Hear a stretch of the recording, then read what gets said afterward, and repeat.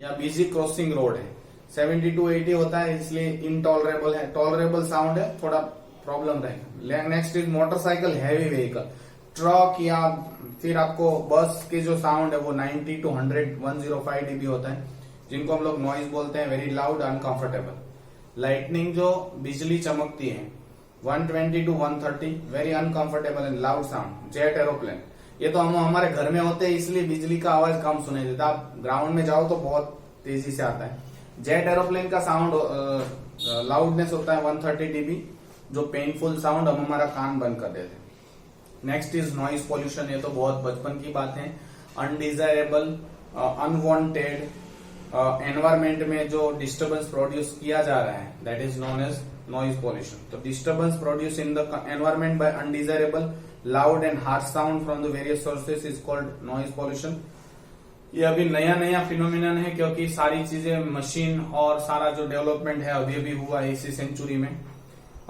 Noise pollution is कोई भी जगह पे कितना है वो दो चीजों पे डिपेंड है, लाउडनेस और ड्यूरेशन ऑफ नॉइज। तो कितना तेजी से नॉइज आ रहा है और कितना देर तक है। सोर्सेस ऑफ नॉइज पोल्यूशन, ये मेरे को आपको पढ़ाने की जरूरत नहीं है। नॉइज कहाँ घर में कौन कौन सी चीजों से आता है, TV, radio, power, music, cooler, mixer, ये सब आप जरा देख लीजिएगा। नॉइज सराउंडिंग में हमारे आजू बाजू में लाउड स्पीकर से मैरिज वाली रिलीजियस प्लेसेस पे फायर क्रैकर एक्सप्लोड होके हॉकर स्ट्रीट लाइट में चिल्लाते रहते हैं। अनाउंसमेंट जो होती है कंपनी की या गवर्नमेंट की, कंस्ट्रक्शन बिल्डिंग से भी आवाज आती है, मशीनरी से भी आता है, फैक्ट्री से भी आवाज आती है मशीनों की, और ट्रांसपोर्टेशन की वजह से भी होता है, train, petrol diesel vehicle, aeroplane, horn, बहुत सारी चीजों से आता है। हार्मफुल इफेक्ट बहुत इनका इफेक्ट बहुत खराब रहता है।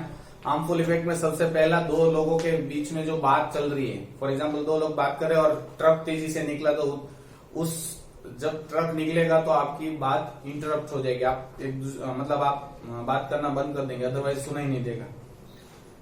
हैम्परिंग द और interfering conversion. Next is hearing loss to deafness, बहुत तेजी से साउंड से आपका जो सुनने की कैपेसिटी है वो लॉस हो जाएगी, बहरे हो जाओगे, आप कंसंट्रेशन नहीं कर पाओगे और वर्क एफिशिएंसी आपकी कम हो जाएगी। जितना आप वर्क कर पाते हो उससे कम वर्क कर पाओगे अगर नॉइसी प्लेस है तो। नॉइज से गुस्सा आएगा, एंगर, टेंशन, स्लीप पैटर्न में भी प्रॉब्लम रहता है, आप ठीक ठाक नींद नहीं ले पाओगे, सर दर्द करेगा, चिड़चिड़ापन रहेगा, इरिटेबिलिटी होगी, नर्वस टेंशन होगा, थोड़ा आपको पता नहीं चलेगा लेकिन इट विल अफेक्ट।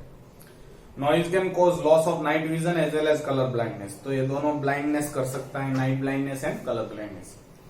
कैसे क्या बचाने के लिए कुछ मेजर्स हम लोगों को यहाँ पे दिए हैं। मशीन ऐसे बनाने चाहिए जो कम से कम नॉइज प्रोड्यूस करें। यहाँ पे दूसरा भी साइलेंसर से प्रोवाइड करना चाहिए, ऑटोमोबाइल, इलेक्ट्रिक जनरेटर जो भी है। आपने शायद टू व्हील और फोर व्हील को, टू व्हील को तो शायद देखा होगा, बिना जो साइलेंसर आप उनको लेके जाओ तो पूरा मोहल्ला को पता चल जाता है कि भाई बाइक लेके निकला है। तो साइलेंसर अच्छी क्वालिटी का होना चाहिए ताकि कम से कम आवाज फैलाए। हेवी व्हीकल को सिटी में आने के लिए मना बोलना चाहिए, इसीलिए बोलते हैं हेवी व्हीकल्स सिटी में अलाउड नहीं होते सुबह के 8 बजे से शाम के 8 बजे तक, क्योंकि ड्यूरिंग द डे और रात में भी बहुत मना बोलते, ड्यूरिंग द नाइट, शाम को 8 बजे से सुबह 8 बजे तक रेसिडेंशियल एरिया में हैवी व्हीकल को अलाउड नहीं किया होगा आपने शायद। इसका एग्जांपल, बहुत सारी बसेस को अंदर एंट्री नहीं मिलती है रात को। जो लाउड स्पीकर है अलग अलग सोशल और रिलीजियस फंक्शन पे, उसको बैन कर देना चाहिए। फैक्ट्रीज जो हैं उनको रेसिडेंशियल एरिया से दूर सेटअप करनी चाहिए, और घर में टीवी, रेडियो जो भी हैं मतलब उनको कम वॉल्यूम पे वॉल्यूम म्यूजिक सिस्टम कम वॉल्यूम पे बजाना चाहिए। नेक्स्ट इज द क्वालिटी और timbre. The notes of the different instrument have the same frequency and same loudness are distinguished by this characteristics. देखो म्यूजिकल इंस्ट्रूमेंट अलग चीज है, आप बोलो कि आपके दो फ्रेंड हैं, उन दोनों का आवाज से आपको ऐसा उल्टा बोल दिया, उल्टा हो जाओ, और उन दोनों को बुलाया है कोई शब्द कि भाई एक ही शब्द बोलो कोई भी, XYZ, चलो फिजिक्स, तो दोनों ने फिजिक्स बोला तो तुरंत पहचान जाएगा कि वो फिजिक्स ये पहले वाले ने बोला उसका नाम ये है, दूसरे वाले ने फिजिक्स ए बोला। तो साउंड जो हम लोग पहचानते हैं पर्टिकुलर, आपको फोन में भी किसी आपने वो भी अनुभव किया कि फोन में हेलो बोलेंगे तो पता चल जाता है किसका आवाज है। So that sound is perceived due to the timbre और द क्वालिटी। वो हम लोग क्यों पहचान अलग अलग हो। आपको पता है मैंने इसके पहले भी बोला था, यहाँ पे सब एक साथ गाना गा रहे हैं सारे, मतलब कोई गा रहा है, कोई बजा रहा है, कोई वायोलिन बजा रहा है, कोई फ्लूट बजा रहा है, कोई कैशियो बजा रहा है, तो सब एक ही गाना बजा रहे हैं, लेकिन आपको पता चल जाएगा ये किसका साउंड है, ये गा रहा है, ये वायोलिन का साउंड है, फ्लूट का साउंड है, गिटार का साउंड है, ये हारमोनियम का है, ये कीबोर्ड का है, ये पियानो का है। तो सबके अलग आवाज क्यों अलग अलग है, क्योंकि हम लोग क्वालिटी या टिम्बर से उनको पहचानते हैं। ठीक है। So the notes of different instrument have the same frequency and same loudness are distinguished by this characteristic. Same sound है, same frequency वाला है, फिर भी पता चल जाता है। It is because different waveforms are produced by the different musical instrument. अलग अलग इंस्ट्रूमेंट अलग अलग वेवफॉर्म प्रोड्यूस करते हैं। ठीक है। यहाँ पे एक पिक्चर दिया है, ट्यूनिंग फोर्क का वेवफॉर्म कैसे प्रोड्यूस होता है, सीधा। ठीक है, ऐसा यहाँ पे दिया पिक्चर, इस तरह से वेव प्रोड्यूस करता है। और वायोलिन है वो इसी तरह से आप जाओगे, लेकिन ऐसा मतलब आपको पता चलेगा कि हाँ ये दोनों एक जैसी ही हैं, एक दूसरे पे कोइंसाइड हो रही, लेकिन वेवफॉर्म्स अलग अलग है। ठीक है। और क्लैरिनेट का भी दिया है, शायद आपने पता है।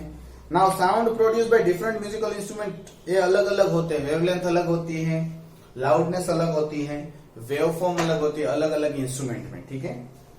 The wavelength of the notes depend on the frequency, wavelength वाली चीज हम लोग पढ़ चुके हैं, फ्रीक्वेंसी पे डिपेंड है। ठीक है।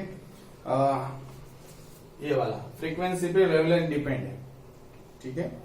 If the wavelength changes it result in the change of the pitch, wavelength change होगी तो फ्रीक्वेंसी चेंज होगी, फ्रीक्वेंसी चेंज होगी तो पिच चेंज होगी। ठीक है। Vibration of lowest frequency and maximum amplitude is called fundamental vibration. आपने harmonium में या कीबोर्ड में देखा होगा, ये स्विच सबसे लास्ट में होती है, तो इसको आप प्रेस करो, जो आवाज सुनाई देती है उससे 2 गुनी आवाज यहाँ पे होती है, उससे 3 गुनी आवाज यहाँ पे प्रोड्यूस होती है।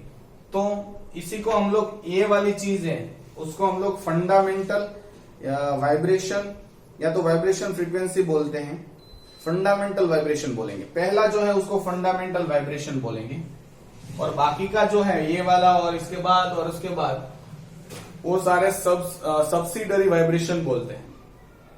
ठीक है। द सब्सिडरी वाइब्रेशन है स्मॉल एम्पलीट्यूड, यहां पे एम्पलीट्यूड में चेंज होगा, ये एम्पलीट्यूड थोड़ी ज्यादा होगी, ये उससे कम, ये उससे कम, तो एम्पलीट्यूड थोड़ा थोड़ा चेंज होगा। By the superimposition of all these vibrations, the resultant vibration are obtained, give the waveform of the sound which we hear. अब जितनी भी ऐसी आपने शायद ऐसा नोट किया होगा, फॉर एग्जाम्पल हारमोनियम और कीबोर्ड में ऐसा आपको पता है, ये 2 फिर 3 आती है ब्लैक, फिर 2 फिर 3 आती है, फिर 2, तो ठीक है, ये और ये तीनों को एक साथ प्रेस करो, उसके बाद जो आवाज आती है दैट इज द वेवफॉर्म, इसको हम लोग वेवफॉर्म बोलते हैं। मतलब mixture of all these things, each vibrating body has its characteristic waveform, हर एक बॉडी की अलग अलग होती है, वायोलिन के अलग है, गिटार की अलग है, फ्लूट की अलग है, तो सबकी वेवफॉर्म अलग होती है, इसलिए हमको साउंड थोड़ा डिफरेंट सुनाई देता है। इसीलिए हम लोगों को आइडेंटिफाई करने, विदाउट सीइंग, हम लोग बिना देखे पता लगा सकते हैं कि ये कौन बोला या कौन से इंस्ट्रूमेंट का आवाज है। Quality of notes depend on the waveforms. The wave produced by different instruments different in their forms. तो waveform अलग अलग होती है। ठीक है। साउंड आपको यहाँ पे एक पिक्चर दिया है, तो मैंने वो अभी यहाँ पे मैंने ड्रॉ किया था, ट्यूनिंग फोर्क, वायोलिन और clarinet. The waveform differ because a musical instrument produces a number of subsidiary notes. Musical instrument अलग अलग subsidiary notes produce करते हैं। ठीक है। वायोलिन पे हो या हारमोनियम पे मैंने बताया 1 2 3, तो ये मेन फंडामेंटल वाइब्रेशन है, लेकिन ये बाकी के जो साउंड है उसको हम लोग सब्सिडरी बोलेंगे।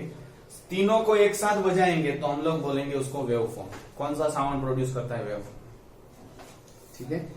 For instance the notes played on the piano clarinet has the same has large number of subsidiary note but the note played on the tuning fork has no subsidiary.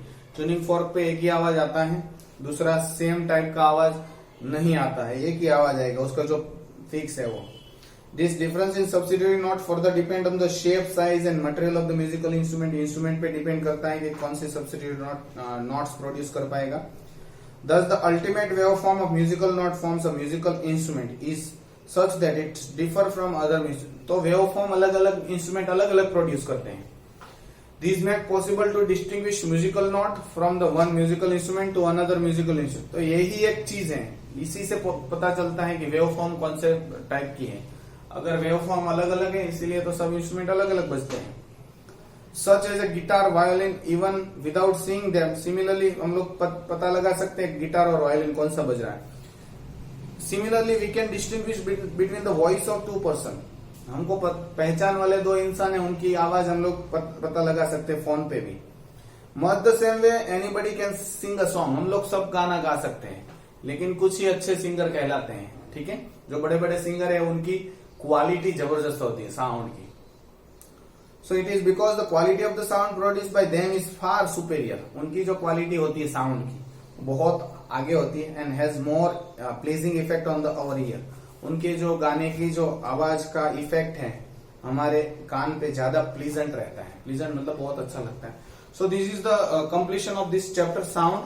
Next will try to sort out something.